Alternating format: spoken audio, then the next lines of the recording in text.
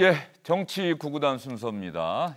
이수기 시사인 선임 기자, 김우석 미래전략연구소 부소장이시죠? 네. 예, 김우석 부소장 나오셨습니다. 어서 오십시오. 안녕하세요. 오랜만에 뵙는 느낌입니다.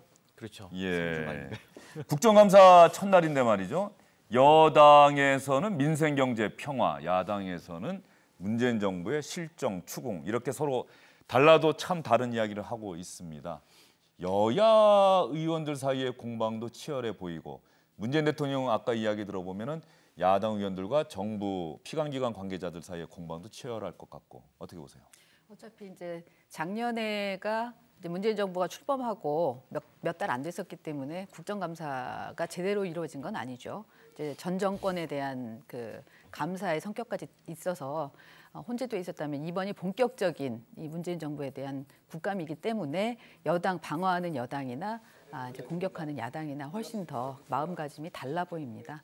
근데 어쨌든 제대로 된 국정감사가 됐으면 하는데 좀 전에 화면 나온 것처럼 퓨마 아닌 고양이 데려다 놓고서 사실은 안 데려와도 돼요. 퓨마를 데려오는 게 아니었으면 본인이 무슨 의미를 전달하고 싶었는지는 없어도 충분히 전달될 수는 있었거든요. 근데 결국은 그림을 만들겠다고 했던 건데 그런 부분들이 좀 그러니까 오버하는 모습을 보이니까 이제 국정감사 부분이 좀 희화화되는 진짜 그런 우려가 좀 있습니다. 언론이 기자들이 그런 부분에 좀 관심을 안 갖고 기사를 안 쓰면은 안 그럴까요? 그럴 수 있죠. 그럴 수 있는데 근데 또 속성상 특히 이제 화면에 잡히는 부분은 확실히 그림이 되니까 그 부분을 노리는 거죠. 근데 이를테면 작년에 이제 노회찬 전 의원 이제 고인이 되셨지만 그 신문지 가져다 놓고 거기에 누웠었잖아요. 네, 그게 이제 독방 그 독방의 크기를 인권 문제를 얘기하면서 정확하게 얘기하고 또 박근혜 전 대통령 측에서는 본인들이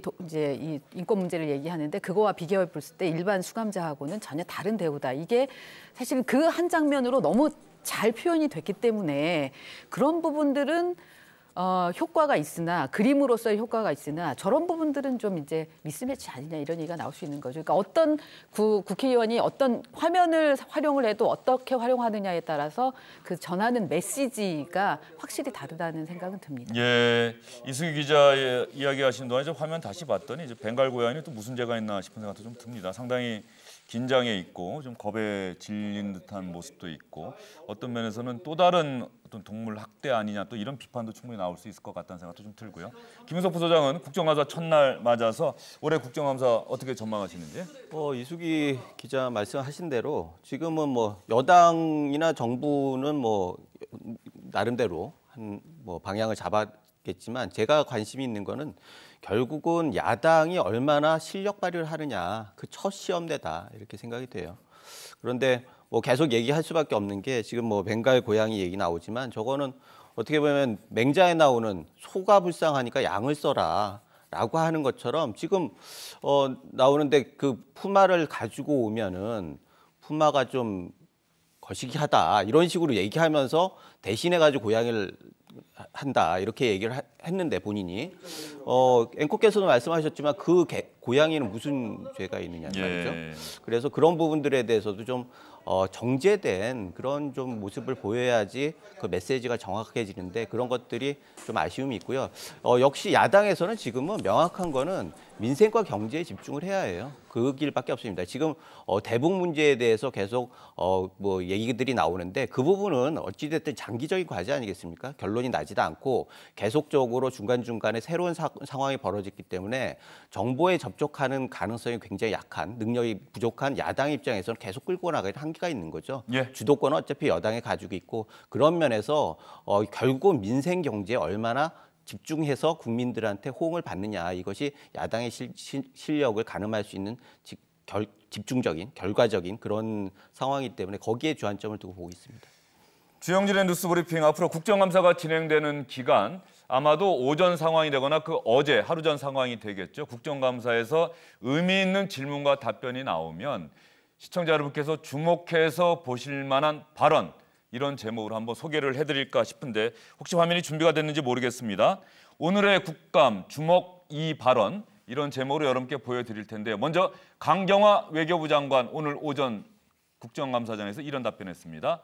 5.24 조치 해제입니다. 해제와 관련해서 오이사 조치 해제 문제 관계 부처와 검토 중입니다. 더불어민주당 이해찬 대표, 국정감사장에서는 이해찬 의원이겠죠. 이해찬 의원의 질의에 저렇게 대답을 했고 자유한국당 정진석 의원은 무슨 얘기냐, 이거 정말 검토하고 있는 거 맞느냐, 이건 심각한 문제다라고 이야기를 했었는데 어떻게 보십니까? 이 주목 이 발언에 대해서는 여러분의 생각을 좀 짧게 한번 평가를 좀 해주시죠. 그러니까 저게 이제 이해찬 대표가 물어봤기 때문에 이게 서로 미리 조율된 건가라는 생각이 들었는데, 근데 그 이후에 나오는 또 발언들을 보면 지금 수습하는 쪽으로 가고 있거든요. 외교부에서 수습을 좀 하고 있는 거죠. 예, 왜냐하면 이게 이제 오이사 제재라는 게 아시겠지만 2010년에 천안함 폭침 이후에 어쨌든 금강산 관광하고 개성공단만 빼고 나머지의 교류를 다 제한을 했었잖아요. 그랬다가 이제 박광자 씨 피살 사건 나오면서 금강산도 그 억류가 됐고, 그 부분도 이제 막혔고, 그 다음번에 이제 박근혜 정부 때 개성공단도 폐쇄가 됐는데. 시간상의 문제로는 금강산 관광이 좀 중단이 먼저였던 것 같고요. 그러니까요. 예. 금강산 그리고 중단이 먼저 2010년에 됐고. 천안함 폭침이 일어나면서 그 다음에 오이사 조치가 발표가 됐던 거죠. 그랬었나요? 예. 하여튼 이러면서 오이사 제재가 전체적으로 우리가 독자적으로 하는 북한에 대한 제재. 이기 때문에 이게 풀리느냐 아니냐가 남북관계의 가늠자처럼 지금 여겨지고 있어서 그게 중요했는데, 그러나 이게 우리나라의 행정명령으로 될 수 있는 거라서 정부가 결정하면 돼요. 하지만 유엔의 전체 제재하고 연동돼 있기 때문에 지금 우리가 임의로 할 수 있는 상황은 아니거든요. 근데 그거를 우리가 정부 차원에서 지금 검토를 하고 있다라는 얘기가 나왔기 때문에 해제하는 거를, 그게 굉장히 중요한 거죠. 이 포인트로 보면. 예, 그 장관이 저런 이야기를 했다라고 한다면은 실제로 저런 움직임이 있으니까 대답하지 않았겠느냐라고 생각할 수밖에 없는 거예요. 그렇죠. 예. 그래서 지금 어떤 얘기한 대로 전 부처 차원은 아니지만 어쨌든 실무 차원에서는 검토를 하고 있었다라는 얘기거든요. 다만 이제 시점이 이게 얘기한 대로 유엔하고 유엔 제재하고 연동돼 있기 때문에 지금 당장 할 수 있는 사안은 아니고 비핵화가 진전됐을 때 실질적으로 적극 검토할 수 있는 거다라고 하면서 지금 그러니까 이거를 갈무리하려고 하는 상황이긴 한데, 그러나 질문을 던졌고 거기에 대한 답이 나온 거는 정부 차원에서는 어쨌거나 이 가시적인 성과를 좀 속도를 냈으면 하는 부분들에 대한 거는 공감이 있는 것 같습니다. 예, 강경화 장관이 한마디 덧붙인 게 있어요. 지금 사실상 유엔의 대북 제재가 있기 때문에 우리의 오이사 조치가 해제가 된다고 하더라도 사실상 우리가 북한에 대해서 그 유엔의 대북 제재를 외면하고 우리가 독자적으로 해줄 수 있는 게 없다라는 이야기까지 했단 말이죠. 네. 어떻게 보세요? 그럴 것 같은데 왜 이 얘기를 했느냐가 사실은 궁금한 거죠. 그런데 지금 이해찬 의원이 질문한 거에 대한 답이라고 할 때 지금 이해찬 대표가 국보법 발언한 것도 좀 너무 앞서 나갔다라는 얘기도 있고, 오이사 조치 해제에 대해서 검토하는 거, 이거 다 앞서 나가는 거였거든요.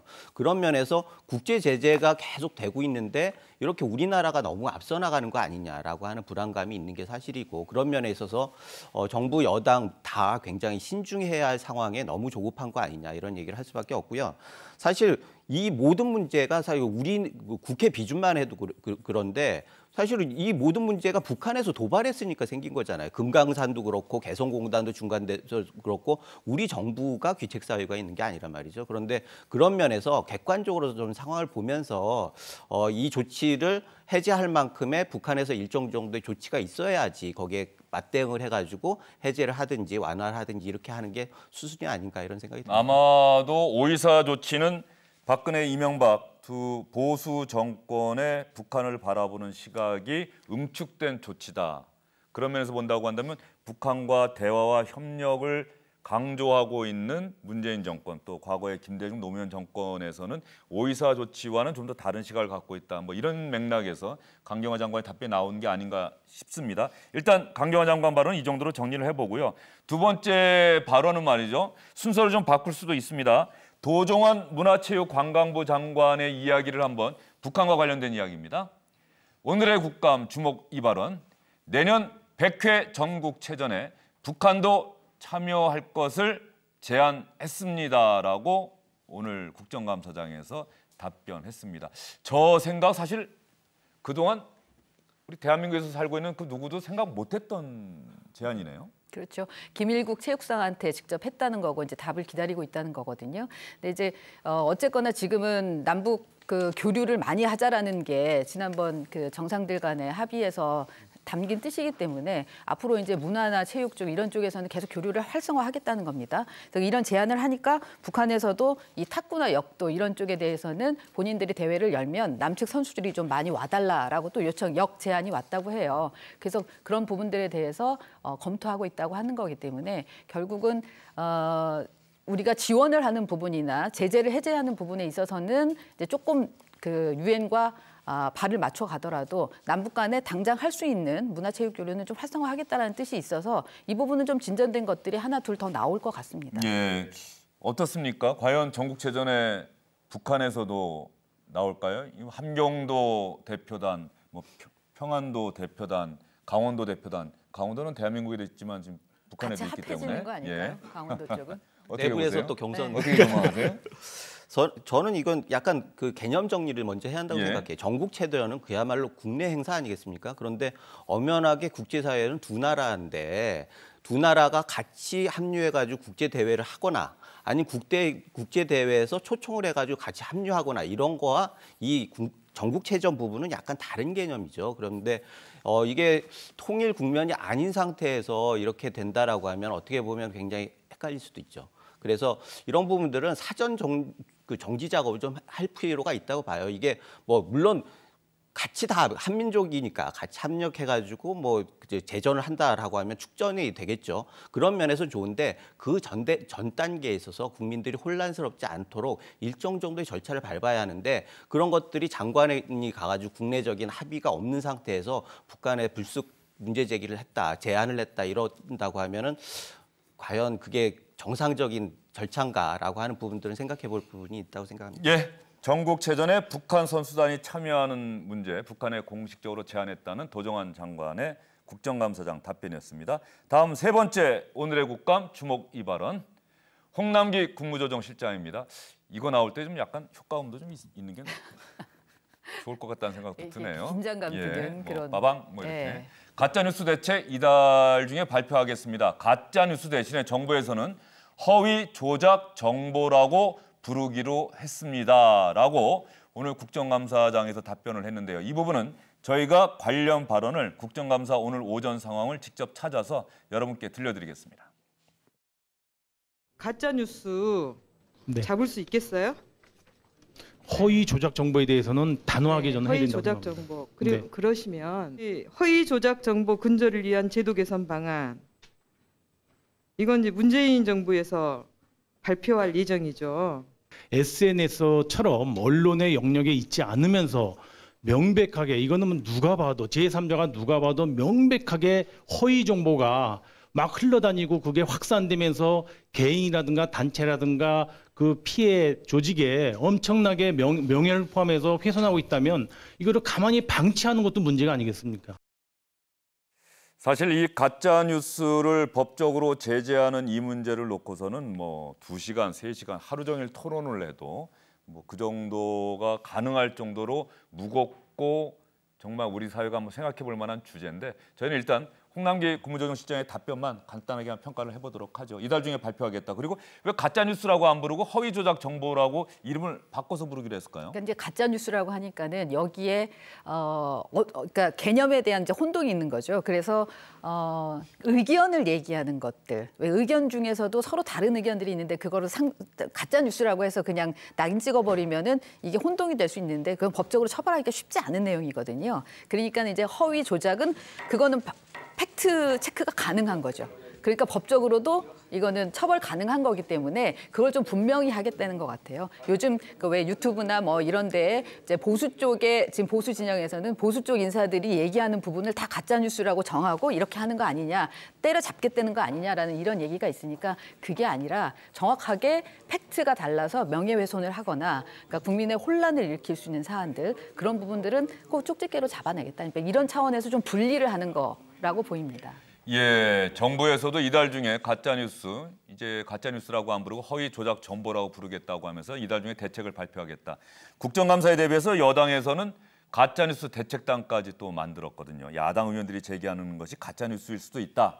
이런 생각을 갖고 있는데 김무석 부소장은 좀 비판적인 생각을 갖고 계시겠다 이런 생각이 드는데 어떻습니까? 가짜 뉴스는 당연히 없어져야죠. 게다가 허위 조작 정보라고 하면 기존에도 이거는 용납이 안 되는 거예요. 그런데 문제는 지금 그 기준이 흔들리다 보니까 진영마다 진영 논리가 너무 팽배해지니까 상대방의 그 상대방 중심의 정보에 대해서 불신이 근거가 되는 거죠. 그래서 어떤 특정한 주장을 하는 쪽에 계속 쏠림 현상이 이뤄지니까 결국은 그거를 뒷받침해가지고 하기 위해서 가짜 뉴스를 또 생산하는 사람들이 또 각광을 받고 이렇게 돼서 이게 악순환이 계속 되는 거예요. 그런데 이 시점에서는 일정 정도 사실 기준이 뭘 자르는 것보다는 기준을 세우는 게 더 중요하다 이런 생각이 들고 기준을 세워서 이 기준에 따라서 시장에서 일정 정도 그 합의를 통해서 이런 걸 점화하는 그런 생태계를 좀 만들어 나가는 그런 과정이 이번 대책에 꼭 나와야겠다. 그 문제는 누굴 처벌을 위주로 해가지고 자꾸 얘기를 하다 보면은요 정치적으로 반대편에 있는 사람들은 오해를 할 수밖에 없거든요. 그런 것들이 꼭 필요하지만 그거는 최소한하고 그 다음에 진짜 좋은 뉴스를 어떻게 만들 것이냐, 진짜 객관적이고 합당한 뉴스를 어떻게 만들 것이냐 이런 거에 더 집중을 해야 한다 이런 생각이 들고 그런 면에서 지금 우리가 얼마나 언론의 자유가 또 보장이 되고 있느냐도 우리가 다시 생각을 해봐야 하는데 우리는 가짜 뉴스를 얘기하면서 언론의 자유에 대해서 너무 천착하는 게 없어요. 그런 면에 있어서 이게 진영 논리가 너무 강화되다 보니까 그렇게 되는 건데 그런 면에서 언론의 자유의 핵심 가치를 어떻게 세울 것이냐도 다시 고민을 해봐야 하는 거 아니냐. 예, 이 부분은 말이죠. 언론의 자유, 표현의 자유와 연관돼 있는 문제고 그래서 이 가짜 뉴스는 정말 엄하게 처벌해야 한다는 지금 목소리가 커지고 있고 또 한겨레 신문이 또 단독으로 기획 보도도 했고 한겨레 보도 나온 이후에 정부에서 이낙연 총리가 엄하게 처벌해야 한다는 얘기를 했고 정부가 대책까지 내놓는다고 얘기를 하고 있어요. 본인도 이제 당한 게 있어서 최근에. 예. 그러니까 이런 부분이 있고 동시에 언론과 표현의 자유에 해당되는 영역을 과연 입법으로 제재하는 것이 옳으냐라고 하는 뭐 야권에서의 반대 목소리가 있어요. 그런 것도 있고요. 기자로서 어떻게 생각하십니까? 그런 것도 있고요. 저는 사실은 할 수 있을지 싶은데 지금 주로 그러니까 이미 법적인 영역 안에 들어온 것들이 있고요. 이를테면 포털이나 저 기존 언론들이에서 생산되는 뉴스에 대해서는 허위 조작 정보에 대해서는 이미 걸러지는 망이 있죠. 근데 지금 제일 문제가 되고 있는 게 SNS나 특히 유튜브인데 여기는 해외에 서버가 있고 해외에서 주관하는 거라서 이거를 우리 법 안에서 지금 할 수 있는 걸러낼 수 있는 방안이 쉽지가 않아요. 그러니까 이 부분을 이 플랫폼이 다양화되는 거에 따라서 이 뉴스의 유통 그 현상도 달라지니까 그거를 걸러내는 거를 그러니까 이제 정부 차원에서는 좀 멀리 보고 기술의 발전에 따른 이 내용 컨텐츠에 대한 이걸 같이 어떻게 언론의 자유를 보장하면서 또 허위 정보는 걸러낼 건가 이걸 고민을 해야 되는데 그 부분에 대한 게 그동안에 없었다는 게 지금 나타나고 있는 거거든요. 그래서 지금은 단지 지금의 현상뿐만 아니라 또 앞으로도 더 기술의 발전에 따른 또 다른 플랫폼이 나왔을 때까지도 우리가 이 부분을 고민할 수 있는 그런 것들에 대해서 이번에 대책들이 같이 나와야 된다고 생각합니다. 그래야지 보수 야당이 생각하는 지금 이른바 보수 1인 뭐 방송이나 이런 거 때려잡기 이거 아니다라는 걸 보여줄 수 있는 게 될 수 있을 것 같아요. 예, 이 정부 대책이 발표가 되고 나면은 주영진의 뉴스 브리핑에서 가짜 뉴스, 정부에서는 허위 정보라고 부르는 허위 조작 정보라고 부르는 이 부분에 대한 이야기를 여러분과 함께 한번 진지하게 고민을 해보도록 하겠습니다. 국정감사 이야기는 이쯤에서 정리를 하고요. 이것도 국정감사만 빠졌지 주목 이발원이라는 제목으로 한번 붙여볼 만한 이야기가 아닐까 싶습니다. 이해찬 민주당 대표 최근에 국가보안법 폐지 검토 발언 평양에서 했다고 해서 야당에서 상당히 큰 발언을 했는데 이 기자 간담회에서 이 국가보안법 발언 또 그 앞으로 정권 절대 뺏기지 않겠다는 발언과 관련해서 기자 간담회를 통해서 해명한 발언이 있었네요. 소감이 어떠냐 그렇게 묻길래 이제 대립 대결 구조에서 평화 공존 구조로 이렇게 넘어가기 때문에 이제는 그에 맞는 제도라든가 법률이라든가 이런 거를 검토할 필요가 있다. 국가보안법도 그 중에 하나다. 이렇게 얘기를 한 거예요. 국가보안법 뭐 폐지한다, 개정한다 이렇게 얘기한 게 아니고. 제가 전당대회 한쪽에 20년 집권론을 감수를 했는데 제가 앞으로 20년 살겠어요.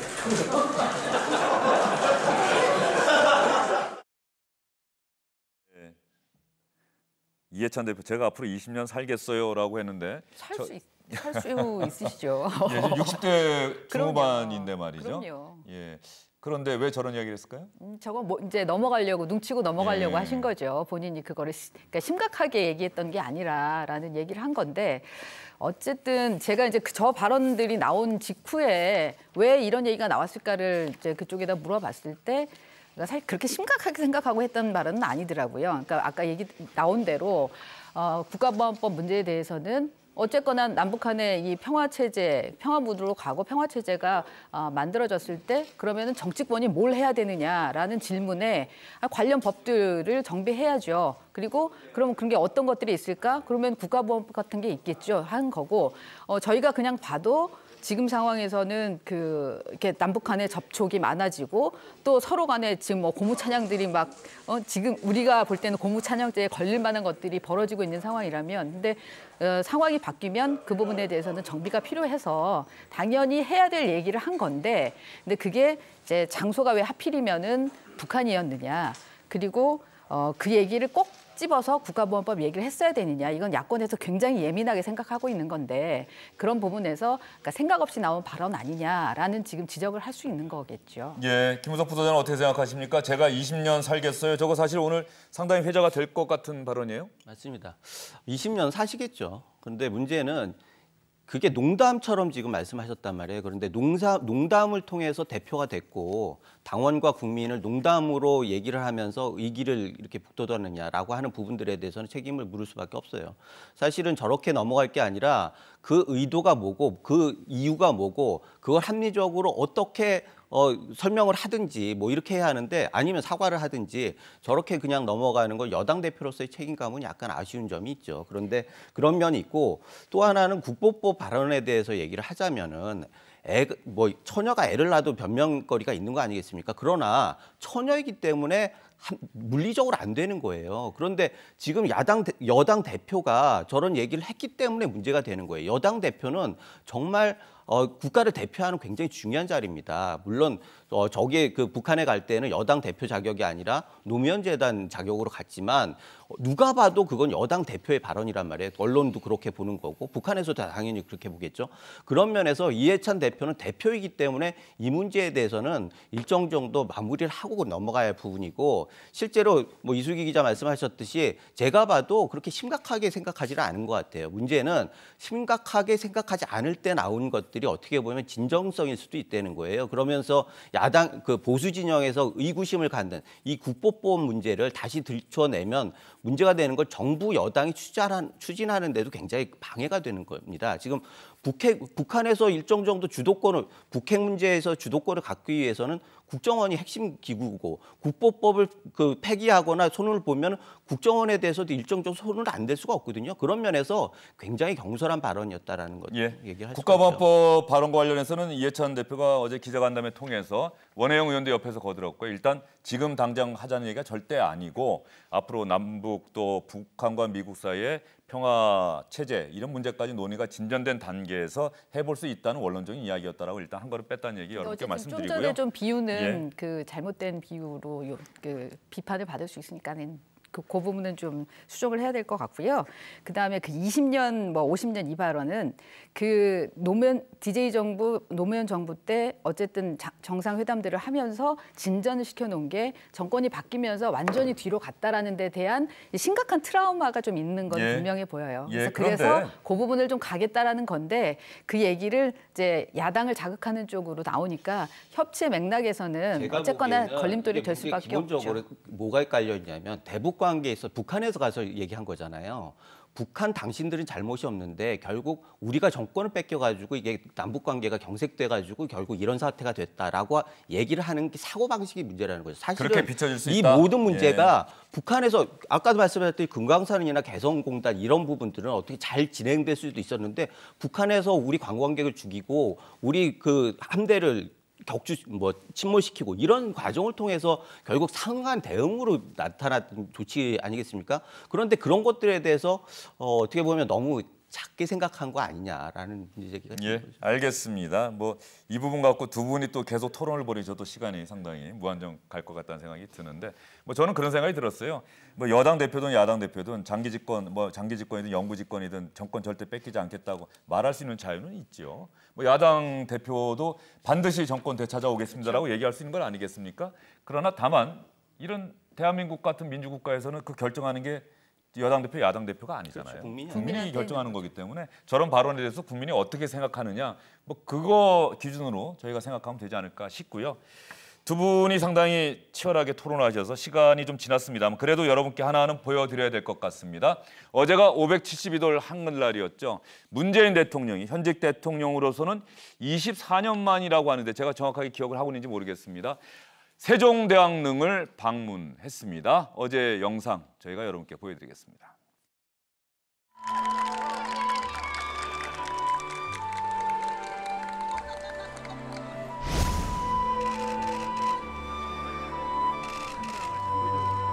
왕이 살아있는 왕조를 안 누르시는 거라고요.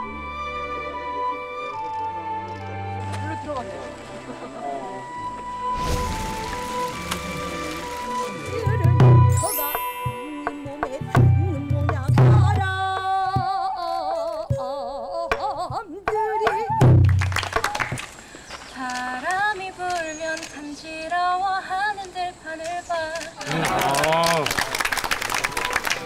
음성을 번딴 훈민정음은 따라서 음양오행 영향을 받는다. 가장 유교 지식의 핵심인 음양오행을 가지고 훈민정음이 바로 그런 철학의 반영이다라고 해서 하는데 굉장히 보면 감동이죠.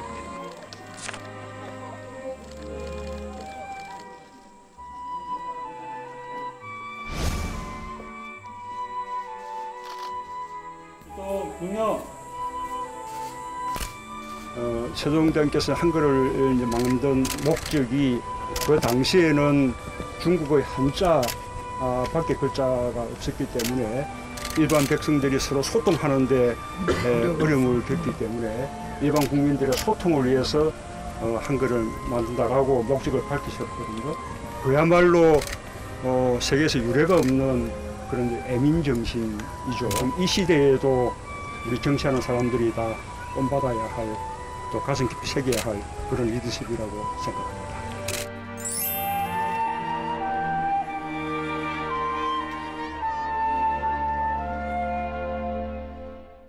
네, 두 분께 질문 드리려고 했는데 저 박명록 이야기로 그냥 마무리를 하지요. 한글 위대한 애민 정신을 마음 깊이 새깁니다. 문재인 대통령뿐 아니라 대한민국에서 한글을 사용하면서 살아가는 모든 분들이 한번 새겨볼 만한 그런 이야기가 아닐까 싶습니다. 두 분 오늘 치열한 토론 잘 들었습니다.